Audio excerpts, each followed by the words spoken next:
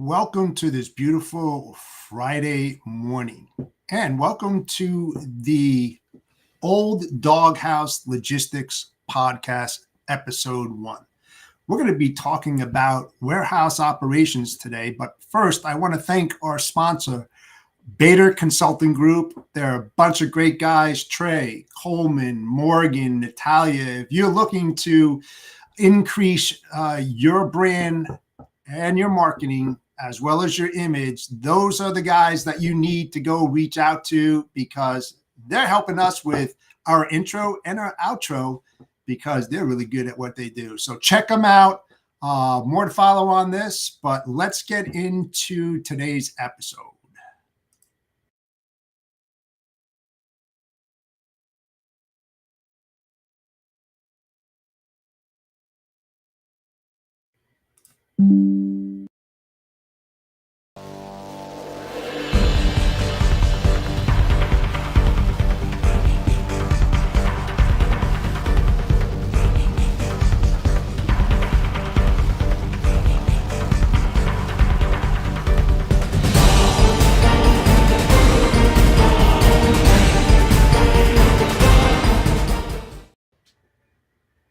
Morning, John. Everybody. How you doing, buddy?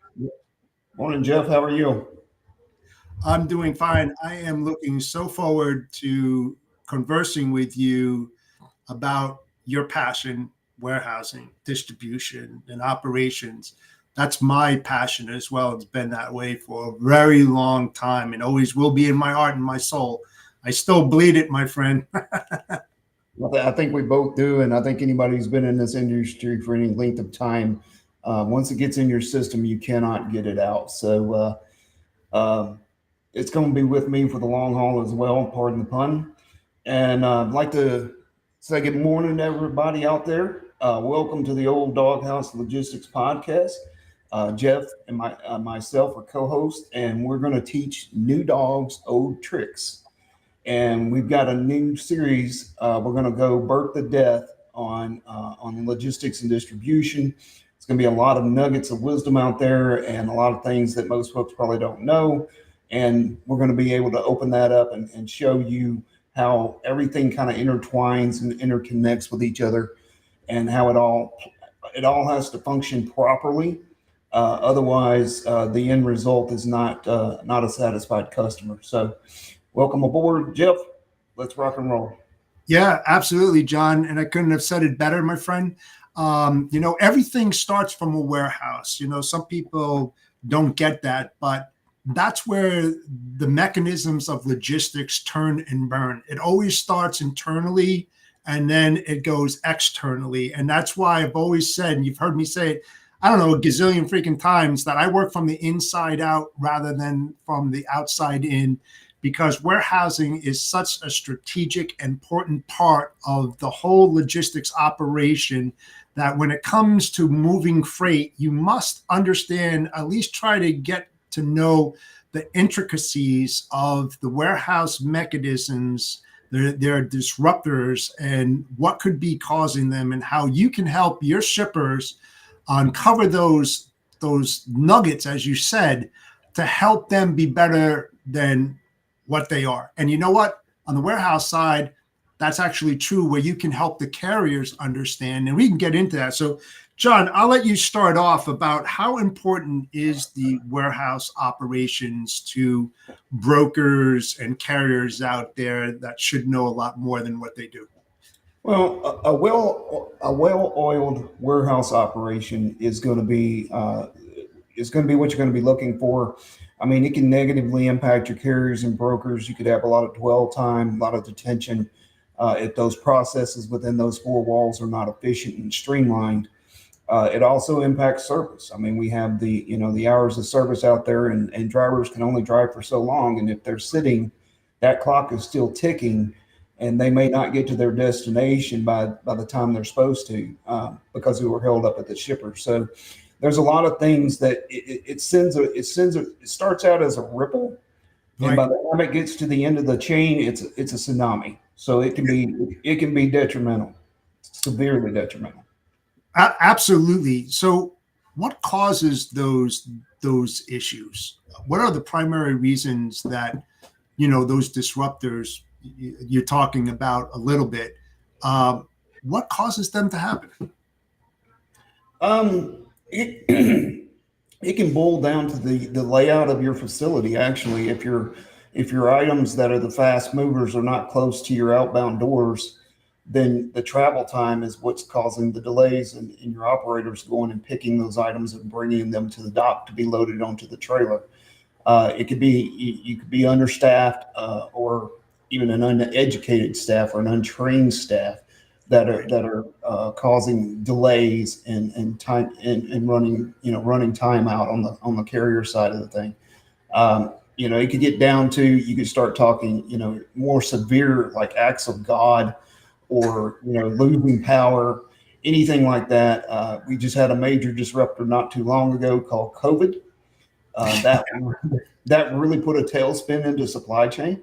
And I tell people, I said it took COVID for the rest of the world to understand what supply chain means. So literally took us a pandemic for the curtain to be pulled back on the ladies and gentlemen who work in this industry day in and day out tirelessly, and for very little thanks. So that's how big a deal it has gotten to be. So it's a bunch of minor little things, a lot of warehouse layout, and a lot of warehouse order picking, and a lot of warehouse shipping is logically common sense based.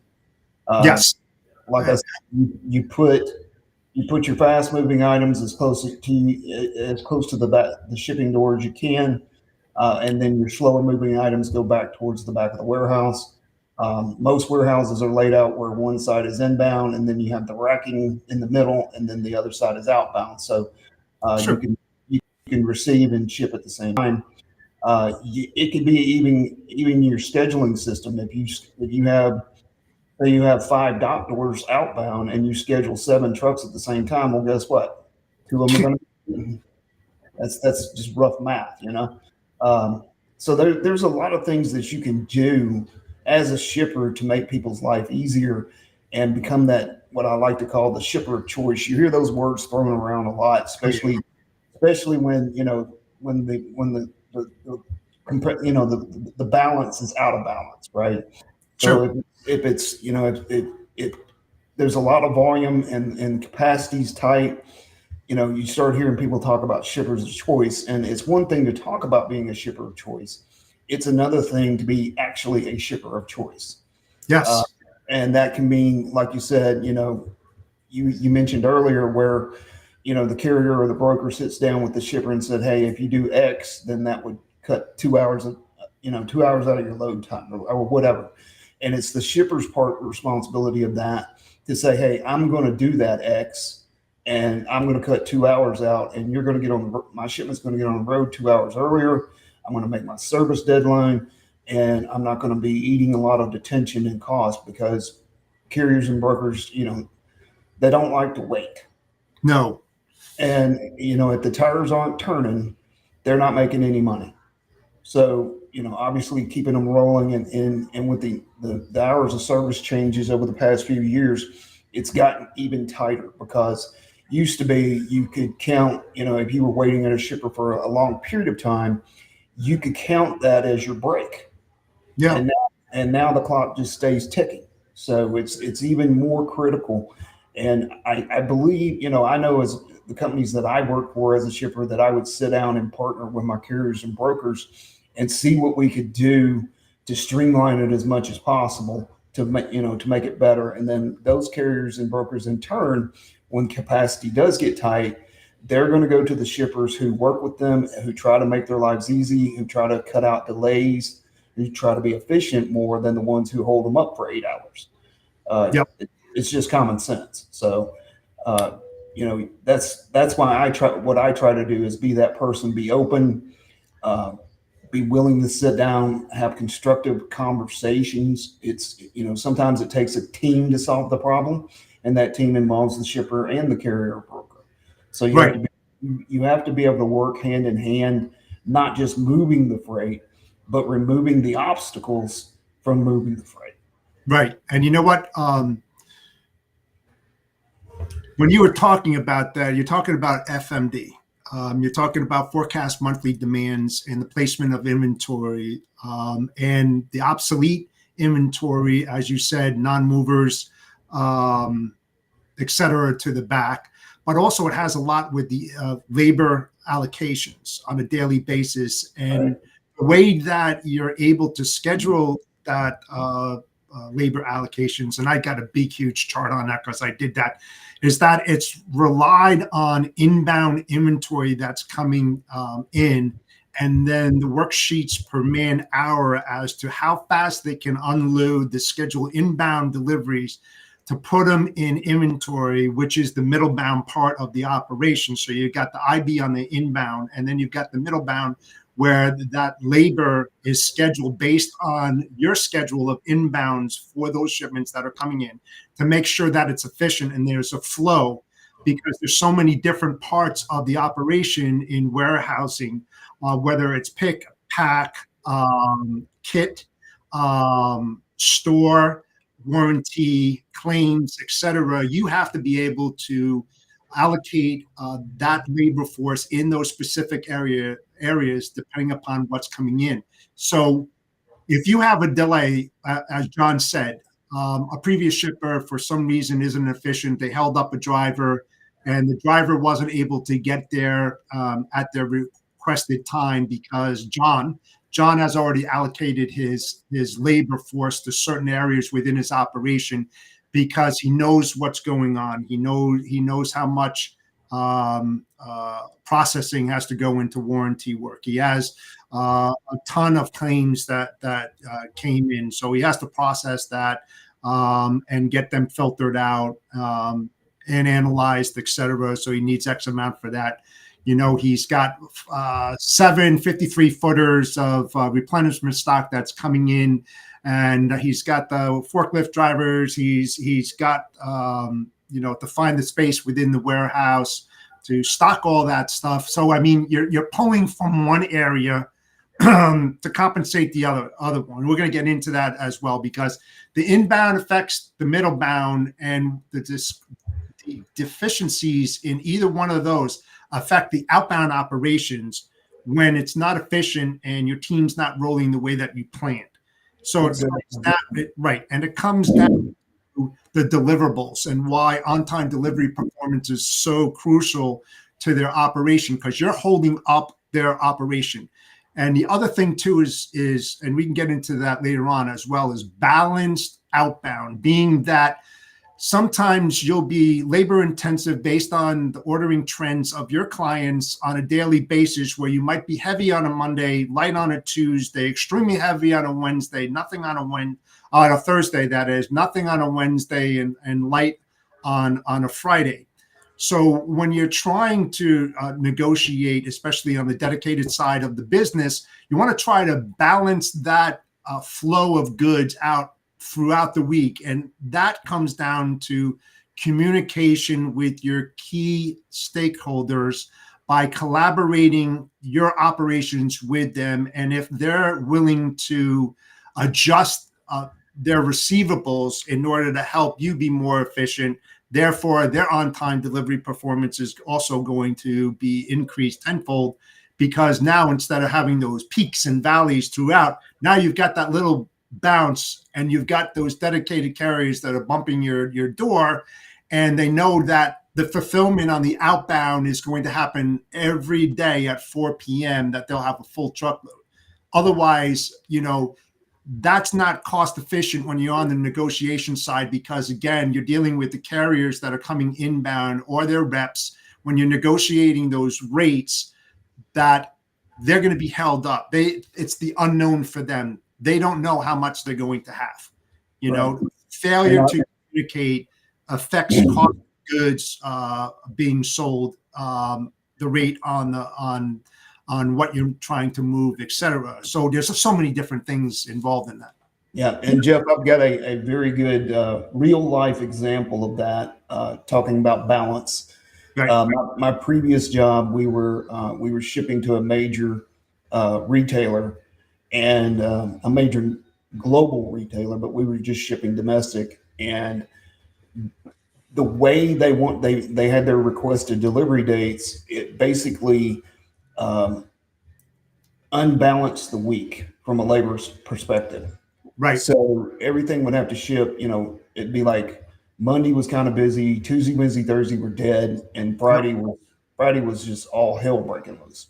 So we started looking at it, and I believe that as a logistics manager or trans manager or whatever you want to call yourself, you have to think outside the box. You have to figure out solutions that may or may not be traditional. Maybe nobody's thought of them in the organization before.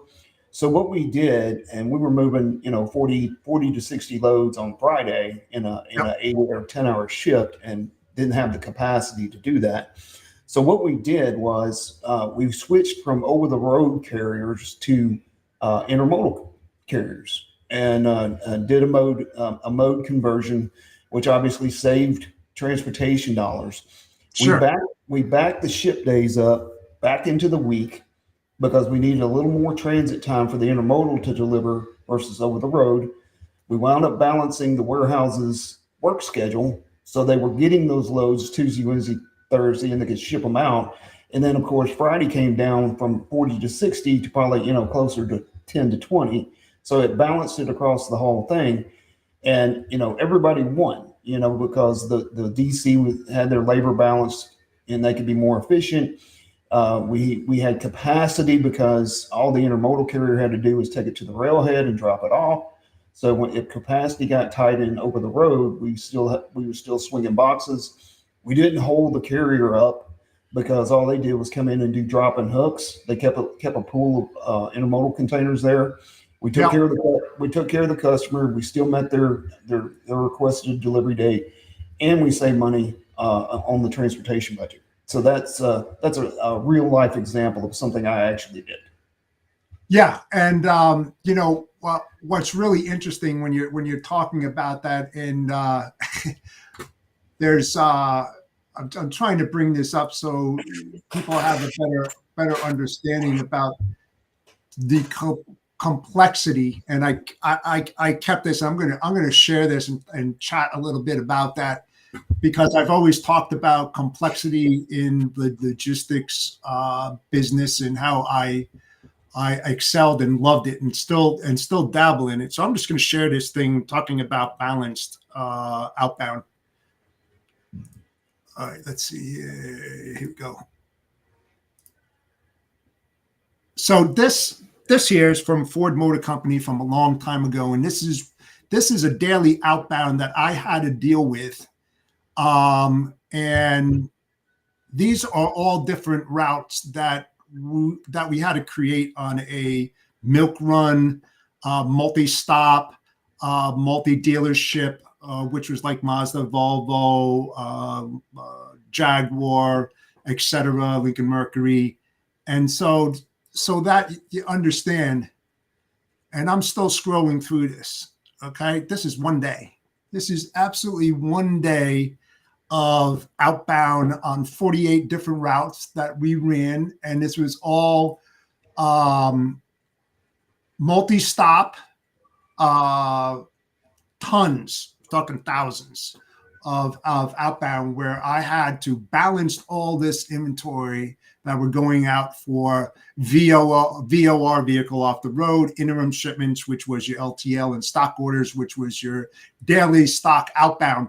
And how critical it is to the cost effectiveness when you're talking about helping a warehouse out to identify the hidden bank opportunities that I talk about, that enables them to build a better process as far as adjusting it to where they can reduce their transportation cost by understanding the ordering trends and digging into that, which I did on the network redesign and distribution out of each PDC, and we named them, etc. But this is like the most complex thing, and this was all manual. All this stuff was manual compared to the tools that we have today, which is really easy. But there's, and we talked about that as well, about the practical applications in building the proper tools that enables warehouse efficiency to streamline what they're doing to create more in less time, enabling to save on their bottom line and find those dollars that they can bring to their bottom line. So there's so much involved in this, John, that, some people just fail to recognize that, there's much more to logistics than moving freight. There's so much more to it, John, that, more education and knowledge that you gain on a individual. Let's just say you were prospecting, you want to know who John was and who he worked for, his background, what they do, what they don't do, and what you can do as a service provider to add that value add to his operations, where he would rely as much as on you as you would rely on him to build those long-term business relationships. So am I off on this? Or? No, not at all. Not at all. You're spot on. Spot on. Yeah, those you got to have that partnership, and that's another term that gets thrown around in the industry when things are out of balance. But you got to have that partnership. You got to be creative. Think outside that box, and sometimes it's just sitting down with your carrier or your broker, and just kind of what I call spitballing or brainstorming, and trying to think, what can we do to make this better, and it may be something that's just unorthodox. Right. I say if you're not at least a little unorthodox in this industry, you're doing it wrong. So so sometimes you like I said, you have to think, you don't think the way it's always been, No.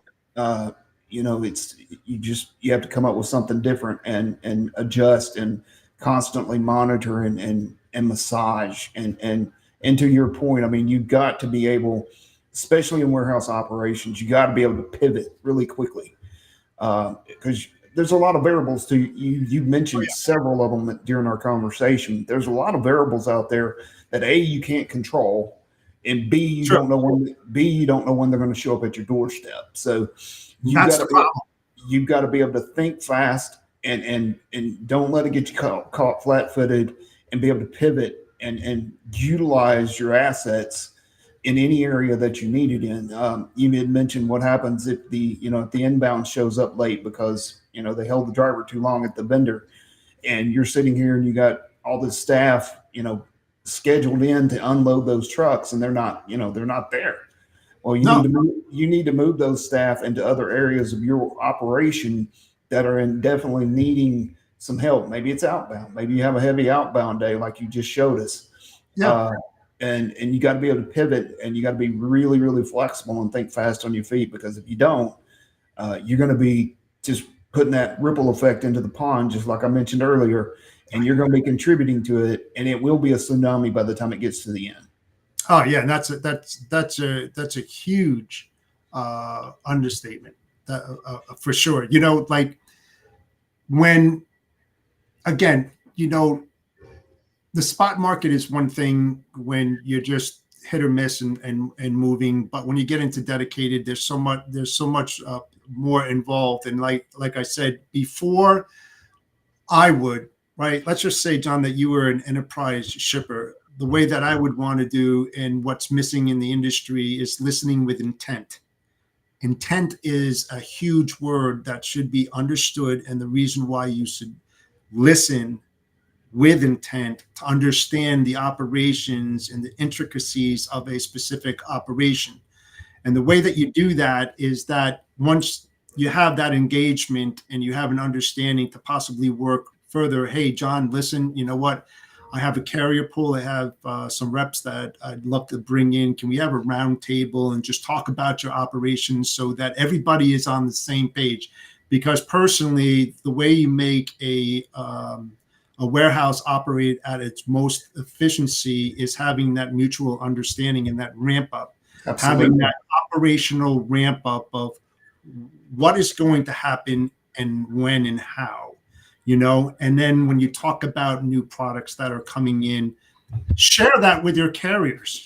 There's so much different things that go on with that share and that knowledge base, because one, and we're going to talk about that as well as we really start digging into the weeds. It is the claims cost per product dollar value.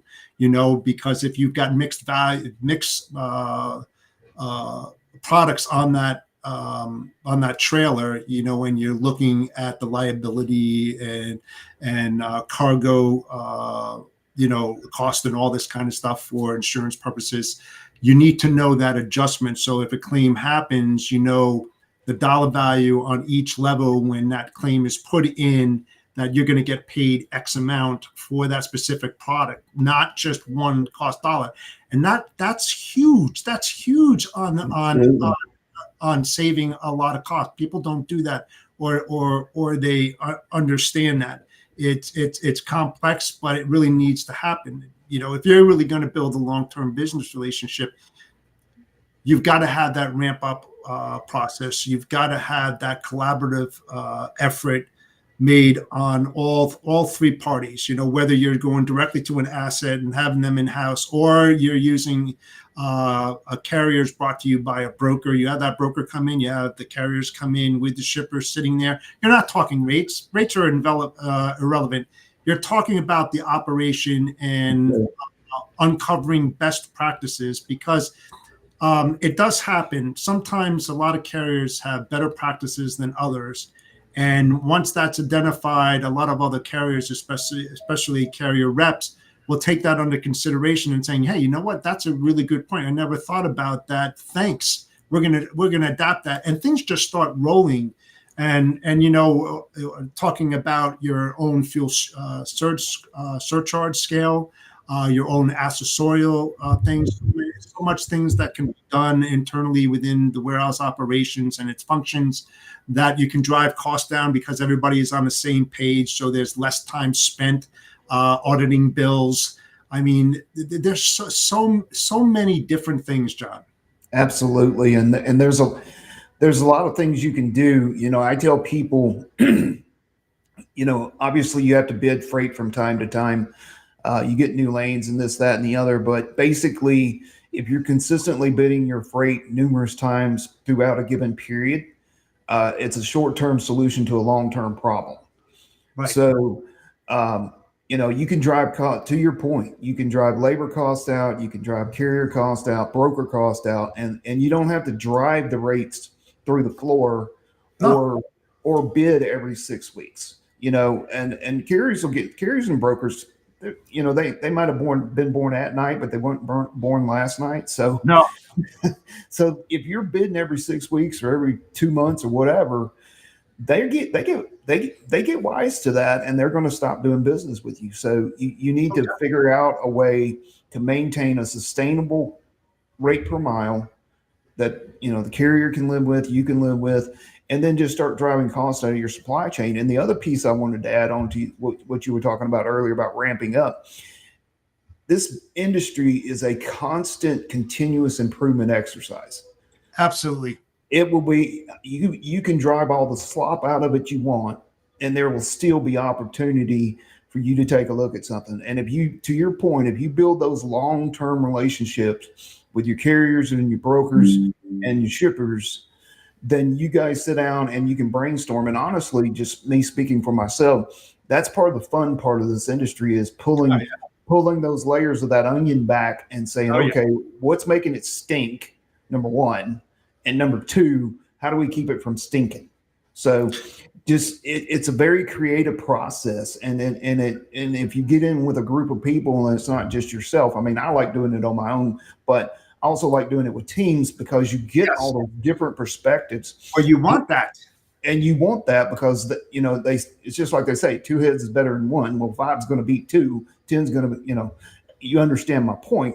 Yeah, it's not a gang up. And to your point, you want to bring in S&OP in that sit down with your carriers, because sales and operations teams are critical to negotiations. Absolutely. And it's not just you as a supply chain manager or logistics manager or a traffic manager.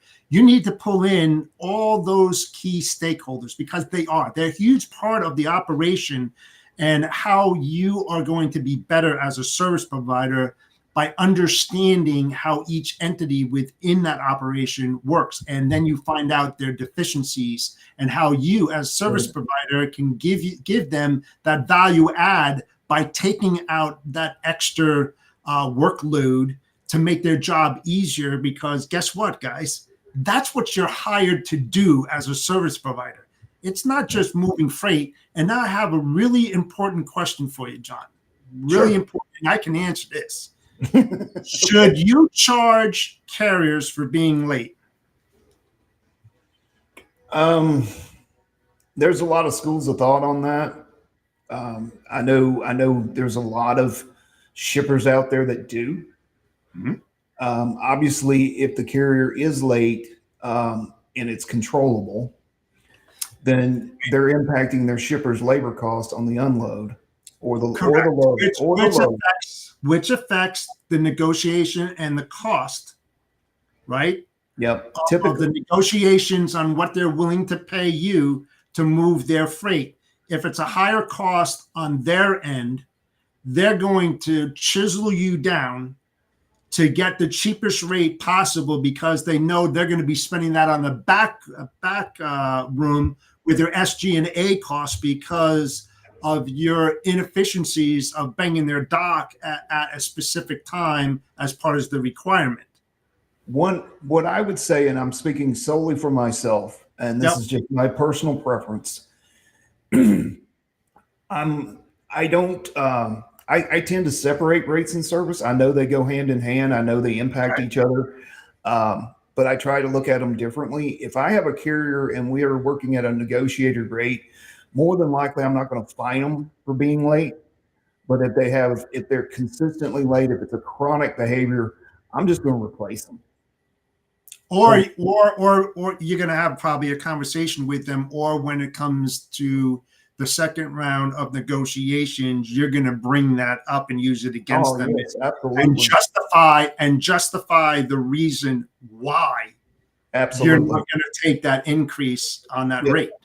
So as a service provider, you've got to turn those pages around and not give the shipper that opportunity by hitting all marks. I mean, there's exceptions to the rule. It's called an act of God, which you, John, myself, and nobody else, unless you consider yourself God, has control over.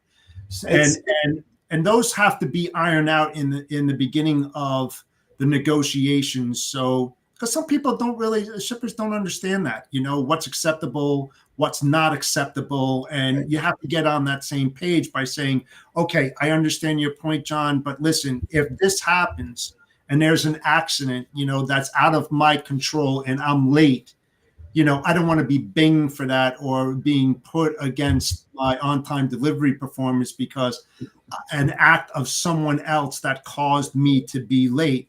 But let me tell you, and I did this when I was a shipper. If one of my carriers or my fleet was late, I would drill down to the power unit and I would drill into their PMs and when it was last done and why was it happening over and over again. I have ways of drilling into that kind of stuff that I know a lot of other don't know this kind of stuff, but I will get the damn answers to the problems that caused this problem with my shipper and my client. Because I look at it like this, Jeff. Everybody has a bad week or a bad day. Sure. And then you factor in acts of God, to your point, you factor in, traffic accidents. You've got two ways, in my personal opinion, of grading on-time performance. You can either go with a gross on-time performance where everything is factored in, weather, accidents, but you take your bar is set lower because those things are going to factor in. So in other words, instead of and I'm throwing numbers here. Let's say instead of 98% on time, if you do gross on time, maybe it's 95, maybe it's 94. Or, and this is one I prefer better, is do a net on time delivery, controllable versus uncontrollable. Yep. You, to your point, when you have those initial discussions with your carrier broker, you say, here's the bar, and these are the factors that are uncontrollable and you will not be deemed for, and these are the factors that are controllable and you will be deemed for. And I always put truck breakdowns as controllable. Absolutely. Because Absolutely. if you're not PMing your equipment, the likelihood of that truck breaking down increases significantly. And all you got to do is PM the equipment. Now, traffic accidents, no, I wouldn't count them against them. Acts of God, tornadoes, Weather-related wildfires, snow, ice, earthquakes, and believe me, I've seen a lot of this stuff already. Tornadoes. Me too. Even with the intermodal, intermodal runs by HOS as well. So, sometimes they run out of time, or the couplers get frozen, or the brakes freeze up. There's so many times when you start getting up in the Highlands and you're starting to get into Montanas and the Wyomings and, the frozen tundra. There's a reason why they call it that. Things do happen. So, that's why you have to look at those what if scenarios, to your point. Yeah, those mountain passes get really rough during the winter. I personally prefer a net on time metric, because I want to know, to me, if it's gross, it's kind of nebulous. Okay, they're at 95. Could they be better? What factored into it? It's kind of like I'm the same way with freight rates. I want to grocery list all the items. I want to know what my fuel is. I want to know what my lumper charge was. I want to know you had X hours of detention. I want them line item out, because I want to see every one of them. Now you have some folks out there who like playing numbers games. If the logistics manager is graded on his freight rates, he may have a more generous fuel table or a more generous accessorial table to lower his line haul rate cost. And the opposite holds true. If the logistics manager is graded on, keeping fuel costs down, he may have a very, what I call a stingy fuel surcharge table. Mm-hmm. And all that gets kind of rolled back up into the line haul rates, because there's no free lunch out here, people. Oh no, but there's offsets. Everybody is going to get their money one way or the other. It just boils down to a numbers game. And I want to see every cost in its purest form, because that's how you make good analytical decisions. I could not agree with you further on that, because that's exactly what I did and how I reduced costs, because I wanted to know each bucket where my cost was being spent, and then where should my laser focus be on that. Those are the controllable things. Those are the identifiers that you should be revisiting more often than anything else in your operation. You're talking about metrics. I want to pull up some of the quick metrics that I put together and have used over the years. There's some more on this, but just to give everybody kind of an idea out there in our audience, what type of metrics that a lot of warehouses uses. So let me just bring that up in a second here.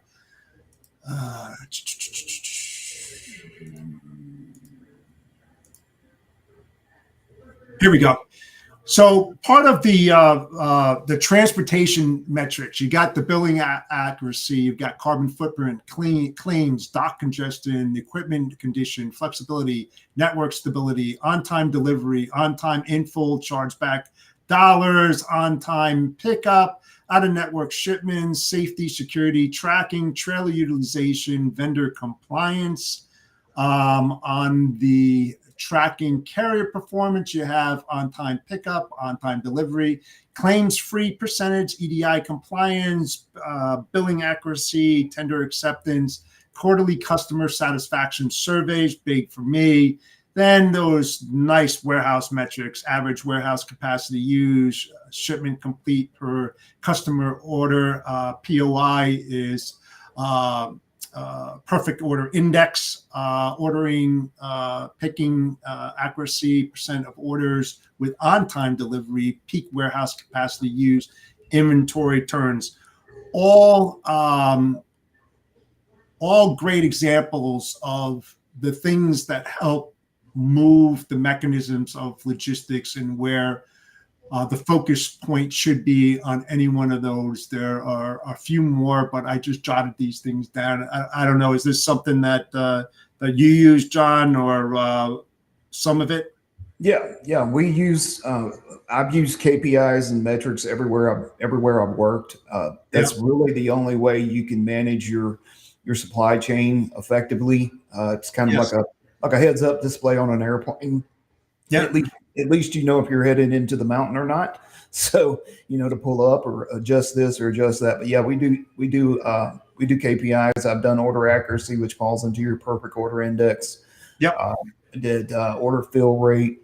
Um, on time delivery. I think the claims metric we used, and I'm sure it's evolved since then, but it was claims as a percentage of sales. Absolutely. Obviously, you want to keep that low. Those types of things I can take 5 minutes and glance at and tell if I'm flying straight and true, or if I'm nosediving, or if I'm somewhere I don't need to be. And you know what? To your point, and I did leave that out, but it was claims costs per product dollar or something like that. But you know what? That's an identifier. So that tells me that we should be looking into that collectively as what's causing those claims on that specific product all the time. Now, I used to do product reengineering, product packaging reengineering, which had a lot to do with it. And one of the things, and a quick story, it's fun, but when I was with Jaguar, we shipped windshields, and we shipped a ton of windshields to the Bible Belt in Arizona when they had giant storms and they had hailstorms, and these dealerships would have all these Jaguar windshields that were smashed. So we had to figure out how we're going to ship them out. So we would ship them out in a big Gaylord box, 6 foot long by 20 inches by 20 inches. And when they got to the consignee or the dealership, you could put everything in about a 4x4-inch cube because they were just shattered all over the place. Right? So I had to figure out how I'm going to do this. So I worked with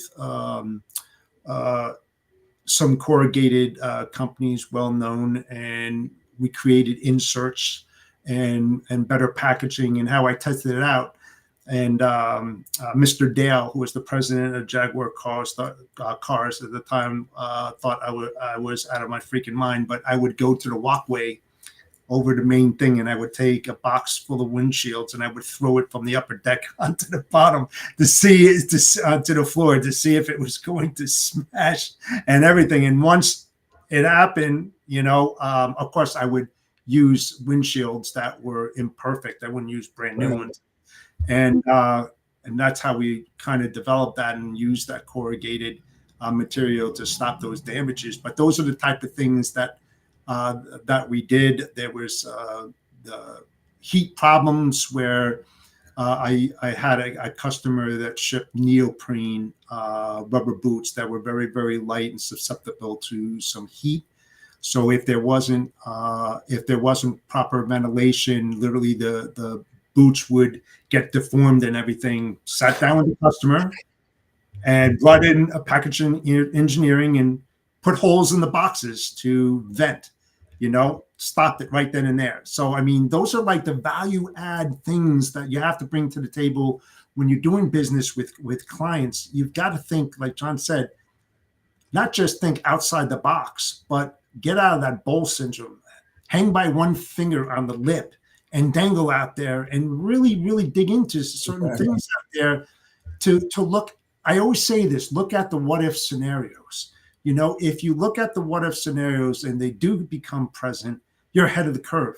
You can put the quick fix in because you already thought of that before the customer. The biggest thing is you don't want the customer calling you with a problem. You want to call the customer to let them know there's a problem before they know it. That's what long-term business relationships are. You got to beat them to that phone call. You can't have that happen. So I just threw that out as a couple examples that you have to bring to the table constantly. It's like John said, the evolution of logistics and the way that is changing, you have to do the same thing. You always have to bring new strategies, new value add opportunities to the customer, to keep them abreast of the situation and what's going on in the world, and the disruptors, and what they might possibly run into, by giving them their heads up and helping them to look at the what ifs, and how are they going to move inventory within their network to keep fulfillment up in order to keep their clients happy. We have clients, the shippers have clients who pay their bills. I always say to everybody out there, it's like, do you know, the biggest question is, John, right? Do you know who signs your check? Oh, yeah, Right. the company. I always get paid on a Friday. No, I'm sorry. The customer This is customer. who puts John Hancock on each and every one of your checks. And that's why they should be the real focus of everything that's going on in your life as a service provider. Once they run out of ink, you're up shit's creek. You know what I mean? So it's like, got to do the right things. Yeah, and you have to earn your customers every day.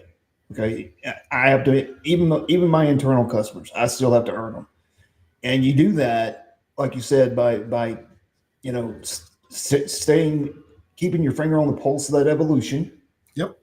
Watching out for anything that may or may not disrupt your system, Mm-hmm. and working with your customer and saying, hey, this headwind's coming, and we need to sit down and come up with a solution, or here's what I think. What do you think? So that continuous improvement, it does streamline operations and make things run smoother, but it also helps you earn that customer every day, because they know that they're not the only ones looking out for their business. They know you're Yes. looking too, and you're willing to partner with them and work with them and solve any of these issues that come up, because issues are going to come, and you don't know when, and you don't know how complex they're going to be. And it may take a whole tribe to solve an issue. And, Absolutely. if that's the case, then you need partners who are going to say, hey, if I pick up the phone and call you and say, hey, we need to talk about this, we need to try to work through this, and you blow me off, Not good. then I'm not going to call you anymore, because I'm going to work with the people who work with me. And, being on the shipper side of the house, that's, a lot of shippers just say, oh, well, it is what it is. And I'm not that guy. I believe that, the shipper's got as much responsibility into making that partnership work as the carrier and the broker. And Yes. you both should work to resolve issues on either side of the fence to, minimize cost and improve service. And that's, the shipper's got as much skin in the game as the carrier and the broker do. Yeah. The way that the biggest status, and I've said this for years and decades, is the status that I want is clients for life status. And the reason is, and everybody out there should also have that mindset as well, that it's cheaper to keep a existing client on board than it is to find a replacement. Absolutely. And Absolutely. it also is cost effective for the shipper to have the same mindset as well, because it takes a lot of work for a shipper to find a replacement carrier when you fail. And it's not cost effective. They don't want to do that. They don't want to send out another RFP because it's painstaking. There's no reason for them to do it if you're servicing them appropriately. Yeah, and just the sheer onboarding and training, because that carrier broker, if they've never moved your product before and there's nuances to your product or your commodity, then they've got to learn that. So it's always harder to train a new person than it is to keep an old one. Yeah, and that's going to be another topic on our episode, training. But to your point, I just want to touch base. You said something critical about knowing the operation and working with your shippers.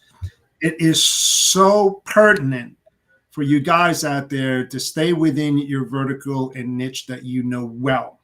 When you go outside that comfort zone, yes, it's good to be uncomfortable, and everybody should be uncomfortable, because that keeps you up on your toes.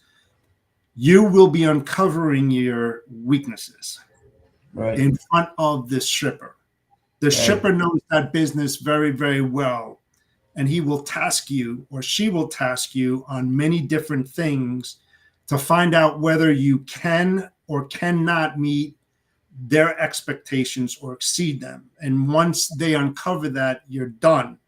And it's a waste of a cold call when you reach out to a prospect that's out of your experience, your knowledge base, because the end result's not going to be good. So if you're good at one thing or multiple things, you should stay in there. Sure, it's good to diverse your client base, but before you reach out, you need to gain that knowledge. You need to go out to your network, people who are highly experienced in that area, and don't be afraid to ask. It's not a weakness, guys. It's not a weakness at all. It just shows that you care. It's okay to go out to a competitor that's a niche. And if they're a decent service provider, they'll be more than happy to say, hey, Jeff, you know something? That's a great question. And here's what we've done. But it's not going to be easy. You know, this is what we did to find all that information out, et cetera, et cetera.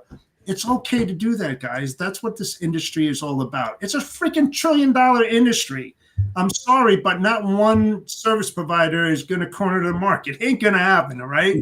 No. So you get out there, and that's why I do that. That's why I'm part of the Broker Carrier Summit out there, and I share my knowledge and experience, but I also go there to learn. You know, I go there to build those connections for that simple reason. Not that I dabble too far out of my comfort zone, but I do like getting uncomfortable, and I love learning new things every single day, because if you don't learn something new every day, you're going to get lost and you're going to be left behind quickly. Yeah, and to that point, just to kind of dovetail on that, you know, when I'm bringing on a new carrier or a new broker, and I'm giving them some lanes to quote on, be it an RFP or just here's what we have, I'll flat out tell them on the front end. I said, look, I said, if there is a lane on this sheet or in this system that you're not comfortable with, that's not your bread and butter, tell me. And, we won't put that on you. It's my job to go find, like I said, the right people for the right positions in the right place at the right time for the right cost. And, you're not going to, if you turn down business, that doesn't mean you turn down business for eternity. No, it means you're straight up with me. You're going to shoot me straight. So the next time something else comes across my desk that may be a fit for you, I'm going to call you up and ask you. It is. Like you said, there's right. Brand, image, and reputation's at stake on every single call. You don't want to call up John and that you move steel coils, right? And John moves his material, and it's totally irrelevant. Why are you reaching out to him and wasting his time? Right. Like I have a saying: I don't have time to waste yours. Therefore, if I'm going to call up somebody, they're going to be in my vertical, my niche, because I understand your side of the business, John, because I've worked on that side, and I hate those pitch slapping and all that kind of stuff, because we don't have the time in the day to waste with nonsensical freaking calls. It's more bothersome. And as a service provider, when John's at his traffic club meetings and stuff like that, a name may come up, and guess what? John go, oh yeah, you dealt with Sam too? Oh my God, I can't believe, yeah, he called me as well. And your name gets out there for the wrong reasons. Right. You don't want that, because it's going to be you're going to carry that throughout your whole career of not knowing your game and trying to dabble into something that you don't belong. Give it to somebody else that knows how to do that, who is experienced, and maybe that other person who's not experienced in that could give you that business. I mean, it's not unheard of. It happens, because the ultimate goal of really ethical brokers out there and non-scumbags is to service their customers in the best way, because it makes the industry better by doing that as a whole. I agree 100%. Yep. So John, we are coming to the end of episode 1. We have so much more to talk about, warehousing disruptions. We've only touched a little bit, just a tad, and we need to have a follow up next episode. I'm not sure. Did you see any chats in there? Bill Robinson reached out, just giving him a shout out, so old dogs that learn new tricks every day. Thanks, Bill. Appreciate that. And then we got a mystery guest who sent us, Nobody. who sent us an emoji. I'm not quite sure how to take that, but I'm going to take it as positive, and we can just continue to move on. Yeah, and we'll continue to do that, John, because I know that we have a lot of platinum nuggets out there that hey, listen, if our audience wants to take our our experiences and our knowledge and apply it to their business, that's great. If they don't, that's great as well. We're just here to help you maybe uncover things that you never thought of. And if we could just get one individual out of everything that we put into this, and they become very successful, and they tell us, you know what, I listened to your podcast, I implemented that idea, and it changed my whole life, the way I do business. That's why we're doing this. That's why John and I are doing this, for that simple reason. Yeah, we're just providing the folks out there with a good resource. I mean, you got two guys that's got a lot of experience. We've seen a thing, we know a thing or two because we've seen a thing or two, like the insurance company there. I won't name them because they're not a sponsor yet. But, yes. Yeah. So jump on board, guys. And we'll take care of you. Yeah, we'll take care of you for sure. But yeah, I mean, it's we're just putting a resource out there. This industry is people helping people, and everybody kind of pays it forward, and try to help the next person in line, so that this industry has to continue to operate and to work, and the more efficiently it can do that, then the easier life gets for everybody else. It drives success on all fronts. It's the Together We Rise thing. I believe in that with all my heart. Yep. And so, if we can help somebody be more successful, to Jeff's point, if we can help them be more successful with just our little tidbits of knowledge and experience, then he's absolutely right. We've done our job. We want everybody to be more successful in what they do, more successful in their position in their organization, more successful so they can take care of their families and raise their children, and just have a better life overall. And I think that's the ultimate goal for this podcast, is just to bring that resource to the media, so that somebody can get on YouTube or whatever platform you watch your podcast on, and say, hey, I didn't know that. Hey, I didn't know this. Hey, I'm going to try that. That's really the major underlying foundation of this podcast. I could not agree with you anymore. And I'll tell you what, I want to plug my friends at the Broker Carrier Summit. I am definitely part of that. I definitely support them wholeheartedly. I have just as much passion as the folks on the board there. They got a great event coming up, October 23rd through the 25th. If you have not gone to this event, I highly recommend it. You want to gain knowledge, you want to share knowledge, you want to learn. That's the grassroots event that you should go to. You will not be sold to. You will not see booths. You'll just see incredible professional, non-scumbag participants there that feel the same way as you, that want to share their knowledge and make the industry better than what it is. So go to their website, the Broker Carrier Summit, register that is. And I'll tell you right now, you'll be very happy that you did. So with that said, John, my friend, until our next episode, hope you have a great weekend, and I'll see everybody next time on The Old Dog